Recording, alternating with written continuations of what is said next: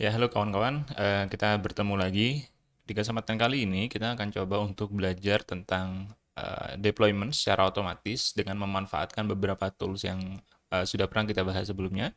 Yang pertama adalah dengan GitLab CI, kemudian yang kedua adalah Jenkins, dan yang ketiga adalah Docker. Nah, gimana sih cara untuk melakukan auto deployment dengan ketiga hal ini? Kita akan coba untuk bahas itu pertama dari sisi arsitekturnya dulu. Oke, katakanlah kita punya arsitektur seperti ini. Kita bekerja, sebentar. Kita bekerja, oke. Kita bekerja dengan sebuah version control system. Katakanlah di sini GitLab. Oke. Jadi semua source code itu ada di sini di GitLab. Oke. Semuanya ada di sini. Lalu katakanlah kita punya di sini sebuah server, oke, yang kita ingin gunakan untuk mendeploy aplikasi kita. Sebenarnya ada banyak cara yang bisa kita gunakan gitu. Contohnya, kalau misalkan kita di sini pakai Docker, oke, maka dari GitLab ini kita bisa set up pipeline, oke. Jadi kode yang di sini akan kita masukkan pipeline, oke. Dan pipeline ini akan mempush apa namanya Docker image-nya ke Docker registry. Oke, registry. Nah, untuk melakukan pooling ke sini ada banyak cara. Yang pertama, paling tidak itu bisa dengan polling. Jadi katakanlah di sini ada cron job yang akan berjalan setiap 5 menit. Oke, 5 menit yang akan mencek apakah ada Docker image yang baru dari registry. Dia akan mendownload Docker pool image tertentu, lalu melakukan Docker stop terhadap kontainer yang sedang jalan, lalu Docker run. Nah, itu bisa dilakukan. Tapi kelemahannya adalah ada atau tidak ada kode baru di sini, maka server akan terbebani karena dia akan secara berkala melakukan HTTP request ke si Docker registry. Docker registry juga akan mengalami peningkatan beban karena ada request dari server tersebut. Ya bayangkan kalau misalkan hanya satu server, tapi kalau misalkan ada ribuan, ya akan problematik gitu ya. Nah, terus ada yang kedua nih. Yang kedua dengan SSH. Ini juga cara yang umum dengan public key. Oke, public key. Jadi katakanlah dari pipeline ini dia akan langsung SSH ke server ini oke, SSH dan menjalankan komen docker pull, docker run dan sebagainya. Oke. Jadi ketika pipeline ini melakukan SSH ke server ini, dia tidak akan memerlukan password karena kita sudah allow menambahkan public key dari si pipeline ini ke server ini di authorized key filenya. Tapi kelemahannya adalah dengan demikian artinya si server ini harus mengekspor port 22-nya ke pipeline. Padahal kalau misalnya kita publish port 22 akan menimbulkan kemungkinan brute force dari attacker yang lain gitu. Jadi kita tidak ingin. Jadi biasanya memang kalau kita punya server, apalagi untuk development ya kita nggak akan publish port 22. Port yang biasanya dipublish adalah ya port 80, 443 dan juga 80 80. 80 80. Ya HTTP port lah. Makanya ada cara yang ketiga. Cara yang ketiga, oke, jadi kita di sini punya apa namanya GitLab. Oke, kemudian kita deploy, kita punya aplikasi yang kita build dalam bentuk Docker. Jadi di sini ada Docker registry. Oke, jadi dari GitLab ini dan ada pipeline-nya ya, ini pipeline. Dia akan push image, oke, ke Docker registry. Kemudian di sini akan ada Jenkins server. Nah, gunanya apa? Jenkins server ini yang melakukan otomasi. Jadi, Jenkins server ini sebagian dari dirinya itu public facing, artinya dia bisa diakses dari internet di port 80 atau 443, oke, atau 8080, dan dia itu bisa terkoneksi ke server yang ada di dalam. Jadi, ketika nanti pipeline ini sudah selesai dan Docker image itu sudah terpush ke registry, oke, maka akan ada pipeline yang kedua itu untuk memanggil atau menginvoke si Jenkins job. Sehingga nanti ketika image sudah ready, image sudah terpush, maka dia akan menginvoke job di Jenkins yang akan melakukan deployment. Nah, deploymentnya itu yang tadi ya, mulai dari melakukan Docker pull, oke, Docker run, kemudian Docker stop dan lain sebagainya. Nah, itu adalah gambaran tentang bagaimana interaksi antara GitLab CI, Jenkins dan juga Docker atau Docker Registry dalam melakukan automatic deployment. Nah, saya sudah punya contoh repository. Ini cukup sederhana sebenarnya repositorinya. Jadi hanya ada Docker file, GitLab CI dan juga HTML. Docker file ini saya pakai Nginx untuk membuat sebuah image. Jadi base image-nya adalah Nginx dan hanya mengkopikan folder HTML yang ada di repository ini ke HTML folder yang ada di kontainer si Nginx. Oke. Kemudian di sini kita bisa lihat bahwa untuk si HTML-nya, oke, ini ada indeks HTML yang kita bisa coba untuk ganti-ganti nanti sebagai proof of concept. Dan yang terakhir adalah di sini, di GitLab CI. Jadi paling tidak hanya perlu 3 file ini.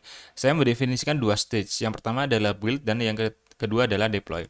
Di stage build, oke, saya hanya akan melakukan build kalau misalkan perubahannya ada di master. Jadi kalian bisa coba sebenarnya dengan membuat master itu sebagai protected branch dan hanya bisa dilakukan commit melalui merge request. Jadi kalau ada merge request yang sudah approve dan merge baru akan masuk ke master dan dari master inilah akan dibuat sebuah Docker image. Nah, ini adalah image-nya si Docker. Nah, script-nya ini din itu artinya Docker inside Docker ya. Nah, script-nya itu sebenarnya sederhana yang pertama adalah login ke registry GitLab. Jadi di GitLab itu sudah ada registry yang bisa kita gunakan untuk melakukan push dan pull sebuah image. Nah, ini username CI/CD example itu adalah username dari token yang kalian buat. Kalian bisa dapatkan token tersebut sebenarnya di sini di repository. Kemudian di deploy token. Nah, kalian bisa mendapatkan token itu di sini. Kalian bisa buat token tertentu dengan username tertentu. Kalau dengan nama saya CI/CD example, kemudian kalian bisa create token. Nah, yang perlu kalian ingat adalah keperluannya adalah untuk read dan write registry karena read-nya itu nanti di sisi Jenkins, write-nya itu di sisi si GitLab-nya. Kita balik lagi ke si GitLab CI-nya. Oke. Nah, setelah dia login, maka dia akan melakukan building image baru dengan perintah docker build -t. Oke, dengan tagnya ini di folder repository ini. Jadi berdasarkan docker file yang tadi sudah kita buat. Nah, selanjutnya dia akan melakukan docker push ke registry.gitlab.com/adusatya/ci/cd example. Nah, sampai tahap ini kita sudah punya docker image yang siap digunakan. Yang kedua adalah kita harus men-setup job di sisi Jenkins agar bisa agar bisa melakukan deployment dengan trigger HTTP request tersebut. Nah, makanya di sini saya udah buat satu job dengan nama auto deploy. Oke, kita lihat di configuration-nya cukup sederhana. Jadi untuk source code manajemennya none. Oke, karena kita pakai Docker, jadi nggak perlu nge-pull kodenya lagi ke Jenkins. Kemudian triggernya itu kita pakai ini aja untuk auto deploy Nginx. Jadi token inilah yang nanti akan jadi parameter di query-nya, token sama dengan token name-nya. Oke, dan ini yang bisa kita panggil. Oke, dan isi dari job ini sesederhana adalah melakukan pulling dari registry, men-stop existing container yang sedang berjalan, dan juga menjalankan kontainer baru. Oke, dengan port 10.080. Oke ya.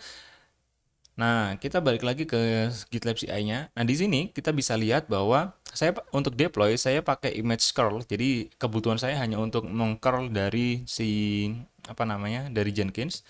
Nah, scriptnya adalah curl double dash user deployer -2 Jenkins password. Jadi kalau meskipun kita udah punya token di sini, kita tetap harus membuat user di Jenkins. Usernya kita bisa buat di sini di Jenkins, kemudian manage Jenkins, kemudian masuk ke manage user. Nah, kalian bisa create user di sini. Saya buat user dengan nama deployer. Oke. Kita cek di auto deploy sekarang. Kita cek lagi di job terakhir itu job ID-nya 9, oke ya, di 10.55 PM. Kemudian kita cek di port 10.080 curl localhost 10.080. Oke, isinya adalah ini. This is the index of example tutorial and auto deployed using GitLab CI dan Jenkins. Oke, seperti ini ya. Kontennya atau responsnya. Kemudian kita cek di Docker PS-nya sudo Docker PS untuk tahu, oke, Docker register container ini udah jalan selama 40 menit dan kalau misalkan kita ubah di sini kita trigger si pipeline-nya, katakanlah di indeks HTML-nya kita ganti. Ekspektasinya adalah nanti si konten tadi ketika kita melakukan curl itu akan berubah dan juga si created-nya akan berubah juga, bukan 40 menit tapi berubah ke waktu sekarang gitu. Katakanlah 1 menit yang lalu. GitLab CI, oke, updated. Kemudian kita coba untuk commit change dan ini akan men-trigger pipeline. Oke ya. Akan men-trigger pipeline, kita cek. Ya mungkin prosesnya sekitar ya 2 atau 3 menit kita bisa tunggu. Dan ekspektasinya adalah di sini nanti akan ada job ID 10. Oke. Oke, buildingnya sedang berjalan.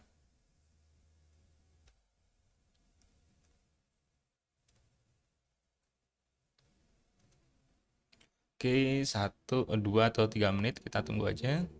Ini masih building image, jadi image-nya akan dibuat dulu berdasarkan Docker file tadi ya. Jadi dia akan mengcopy dari HTML folder ke HTML yang ada di dalam kontainer, lalu dia akan mempush image tersebut ke Docker registry. Oke, masih proses. Oke, balik lagi ke sini. Nah, cara ini sebenarnya juga cukup efektif kalau misalkan kalian atau di development kalian itu punya policy bahwa semua server itu hanya ada di internal network dan tidak bisa diakses dari luar gitu. Jadi kalian bisa memastikan bahwa server internal ya hanya akan diakses dari internal dan yang public facing itu hanya si Jenkins. Jadi kita bisa benar-benar memastikan bahwa exposing port hanya untuk port HTTP aja. Jadi kita bisa meminimalisir resiko gitu. Nah, ini salah satu keuntungannya sebenarnya. Oke. Oke, ini ada sebenarnya bisa ada banyak server yang lain dan seterusnya dan seterusnya. Ini sesuai dengan kebutuhan aja. Jadi, ini adalah salah satu apa namanya? Gaya integrasi antara GitLab CI dengan Jenkins. Apakah ada yang lain? Ada. Contohnya dengan melakukan cron job di sini atau dengan webhook. Di video yang lain kita mungkin akan bahas tentang webhook. Jadi tidak serta-merta dengan menambahkan pipeline baru, tapi bisa langsung dengan webhook yang ada di GitLab. Jadi contohnya kalau misalkan ada commit baru, GitLab sebenarnya bisa mengirimkan HTTP request langsung ke Jenkins. Atau ketika ada pipeline yang statusnya berubah, juga bisa mengirimkan HTTP request ke Jenkins. Nah itu ada banyak variasinya. Jadi kita bisa gunakan itu sebagai trigger dari sebuah job di Jenkins. Kita cek lagi di sini. Oke, untuk buildingnya sudah selesai ya. Kita lihat di deploy. Oke, di deployment juga sudah selesai. Jadi kita bisa lihat di sini dia memanggil URL ini. Oke. Dan harusnya kalau misalnya kita refresh halaman ini ada job ID 10. Nah, 1138 barusan aja. Oke, kita lihat. Oke, sukses. Dan kita bisa expect kalau misalkan kita curl lagi di sini akan ada updated content. Nah, sampai sini kita sudah mencoba untuk men-setup integrasi antara GitLab CI, Jenkins, dan Docker untuk membantu kita dalam mendeploy sebuah aplikasi. Nah, si Docker image ini kalian bisa variasikan. Katakanlah kalian mendeploy aplikasi berbasiskan Python, Flash, atau Node.js atau apapun itu.